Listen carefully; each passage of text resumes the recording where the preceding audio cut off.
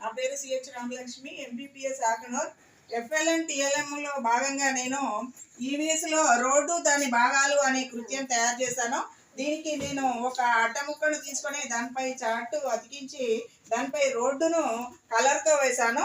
Road ఏ భాగాలు ఉంటాయని స్పష్టంగా సూచించగలిగాను. చిన్న చిన్న అట్టముక్కలతో డివైడ్ లాగా తయారు చేసి డివైడర్ని సూచించాను. అదేవిధంగా రోడ్డు ఇరువైపులా ఫుట్పాత్ను కూడా వేశాను. అదేవిధంగా zebra crossing, free left, free right ఇవన్నీ కూడా చక్కగా వీటి మీద వేయడం జరిగింది. దీనివల్ల ఫస్ట్ సెకండ్ క్లాస్ వాళ్ళు రోడ్డును ఎలా ఉంటుందో తెలుసుకోగలుగుతారు. థర్డ్ ఫోర్త్ ఫిఫ్త్ వాళ్ళు థర్డ్ క్లాస్కి వచ్చేసి అయితే నేల రవాణా, నేల మీద బస్సులు కార్లు ఎలా వెళ్తాయో చక్కగా చూపించవచ్చు. ఫోర్త్ ఫిఫ్త్ వాళ్ళకి భద్రతా చర్యలు, రోడ్డు ప్రమాదాలు జరగకుండా వీటిని చూపించవచ్చు. అదేవిధంగా ట్రాఫిక్ సిగ్నల్స్ ఇంపార్టెంట్.